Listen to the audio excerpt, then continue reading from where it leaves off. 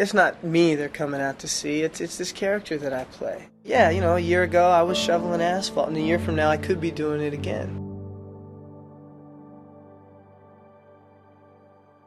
Luke is a super supportive, loving, stand-up guy. What a genuine, classy young man. One of the gentlest souls. He was a very singular human being. I just adored him. He was a wonderful man. He had that quality that certain people have where when you feel like you're talking to him, he was 100% focused on you. He did not have a bad bone in his body. He was just the kindest, most gracious, humble, funny. He was absolutely the best. I absolutely adored him. We got to see each other one last time. It was the same Luke, the same amazing, loving, kind, funny, crazy Luke. Luke was a writer's dream. He pushed you to do better, and then he delivered on screen. It was a wonderful collaboration. Luke just wanted to go. He wanted to go. He wanted to act. He wanted to tell this story. He was an artist, and he went for it in that show. It was beautiful. He was beautiful. He loved the work.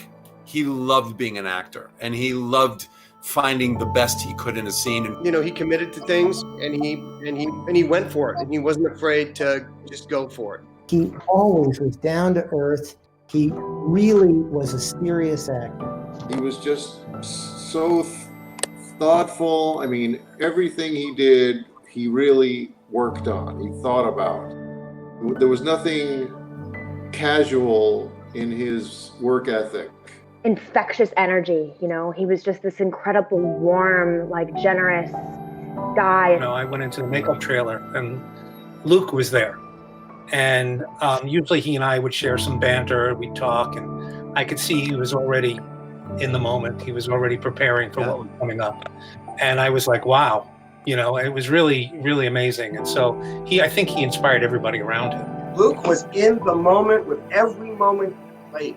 He was living and breathing this, wanting it to be something that we'd be talking about 30 years later, and he made it so. He was a really, really good actor, but being an actor, I don't think was the be-all and end-all of his life. He was a good man. I asked him something like, well, so, what are you going to do with all this money you're making? And he said, I'm going to buy my dad a truck. Oh my God, this kid, he's so grounded.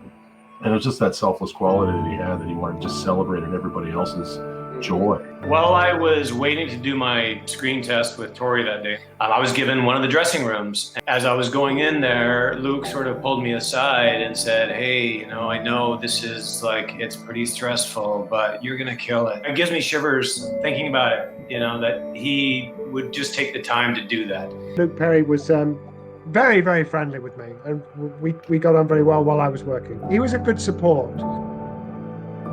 Luke, knowing his background, to be who he was, and to be as humble and kind and generous was astounding.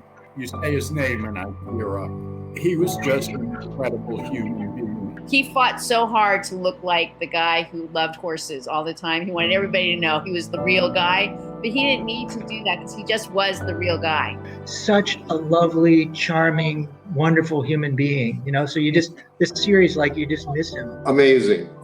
He was amazing. I know he is deeply missed by so many. He's missed. He was a really special guy. People that got a chance to know him, they're lucky. He wore his heart on his sleeve, and he was a warm, kind, loving guy. He had it all. He was a miracle of a person. When my time here is up, I don't want to look back and see that I didn't do anything. And by that I mean I didn't have any effect on anything else. I see a lot of people that let their life happen to them, and I want to happen to my life. I don't want my life to happen to me.